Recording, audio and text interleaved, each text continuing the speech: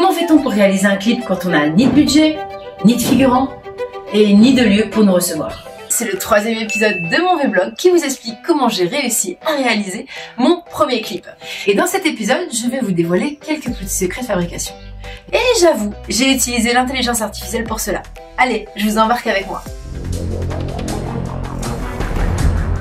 J'ai pris le parti pris de ne pas subir l'intelligence artificielle. Ces nouveaux outils qui viennent nous bousculer dans nos habitudes et qui font peur à bon nombre de métiers, surtout chez les créatifs. Je me dis qu'il faut tester, apprivoiser cette intelligence artificielle. L'intelligence artificielle, on peut décider de la subir ou au contraire l'apprivoiser pour en faire peut-être un outil qui va servir réellement nos envies de création. C'est là où je vous dévoile mes petits secrets. Alors on va utiliser 2 logiciels, une caboche bien remplie et pleine d'imagination. Et j'ai utilisé toute ma créativité. Mais avant de poursuivre, je vous invite, si vous ne les avez pas encore vus, à regarder les 2 premiers épisodes de mon vlog. Quand j'y repense à présent, je peux quand même me dire que c'était un pari risqué de faire un clip intégralement avec l'intelligence artificielle. Donc je vous rappelle que dans le cadre de mon challenge de fin d'année en lien avec mon école de chant, on nous avait demandé de réaliser un clip. Bon, un clip, pour moi, c'est pas forcément avec les outils traditionnels tels que le téléphone ou la caméra, et c'était pas explicitement expliqué. En tout cas, moi, je l'ai pas entendu comme ça.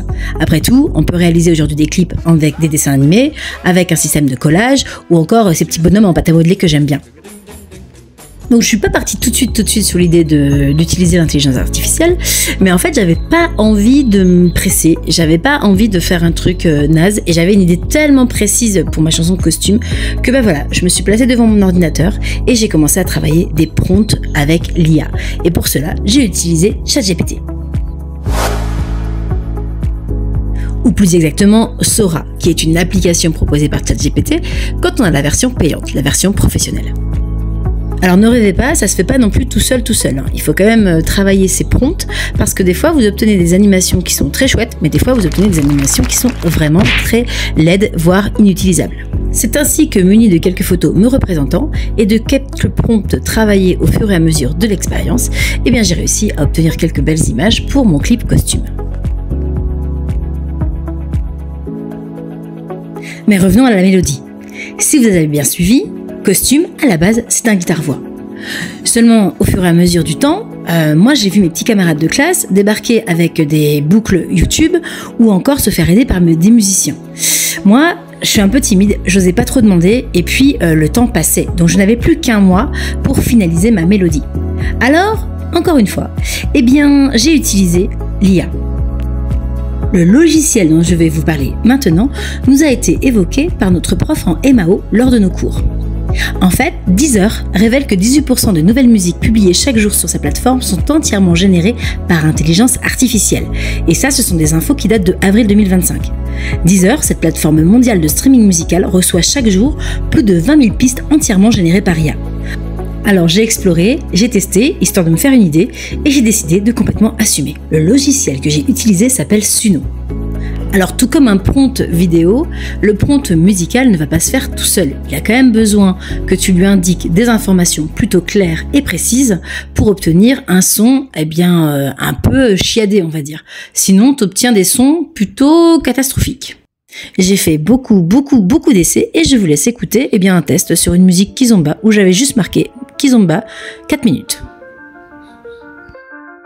Bon, comme vous le voyez, c'est pas avec ça qu'on va révolutionner l'industrie musicale. Donc le cerveau humain a encore de beaux jours devant lui. Donc armé de patience et de beaucoup d'ingéniosité et d'un prompt que j'affine au fur et à mesure, j'obtiens une base pas trop mal que j'ai fini par découper pour qu'elle corresponde exactement à mon morceau et surtout tenter de l'améliorer après avec un véritable ingé son. Parce que comme je l'évoquais dans mon précédent vlog, les musiques générées par IA, on les entend en fait, ça s'entend à l'oreille. Il y a un côté très altéré en fond sonore. La trame sonore du fond est inspirée par l'IA. Après, on rajoute des voix, les effets, le mastering, etc. Mais surtout, on a refait les instruments et on en a même rajouté, ainsi que des échos ou des doublons, enfin bref. Tout ça pour que ça corresponde réellement à mon texte que j'avais écrit en février 2020. Il faut savoir que Suno génère également des textes. Mais ça, c'est quelque chose que je sais faire et que je maîtrise. Donc je n'ai pas utilisé l'IA pour ça. En tout cas, voilà, vous savez tout sur la naissance de la mélodie de ma chanson Costume. La mélodie retravaillée. Concernant les droits d'auteur, pour l'instant, on en est au début de l'IA, donc c'est encore un peu flou. Mais grosso modo, si vous avez un compte Suno gratuit, la mélodie leur appartient et vous ne pouvez pas revendiquer les droits. Par contre, si vous avez un abonnement payant, les mélodies vous appartiennent. Autre cas, dans la mesure où la simulation générée par Suno vous a inspiré, certes, mais tout a été enregistré ensuite par un être humain, elle est considérée comme votre propriété. Voilà, vous vous en doutez, on n'en est qu'au début, l'IA va évoluer et notre créativité avec. Donc je reste partisan de ne résistons pas, la révolution est ici, est en marche, j'ai envie de dire, et c'est à nous de voir comment utiliser ces nouveaux outils au mieux pour justement parfaire encore plus notre don de créativité, parce que c'est vraiment l'essence même de l'être humain. Mais voilà, aujourd'hui on peut améliorer encore tout ce qui est art visuel, art audiovisuel et sonore. En tout cas, n'hésitez pas à laisser un commentaire pour me dire si vous appréciez l'audace, ce que vous pensez des outils d'intelligence artificielle. Et puis j'ai très hâte de vous partager ce clip parce que vraiment je l'ai fait avec le cœur, même si j'ai utilisé l'intelligence artificielle pour ça.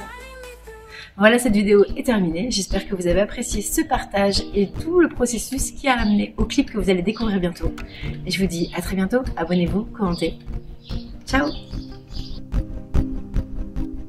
Je regarde les murs de ma cage dorée. J'ai pas la clé, me laisseras-tu la chercher? Sans nous dissocier,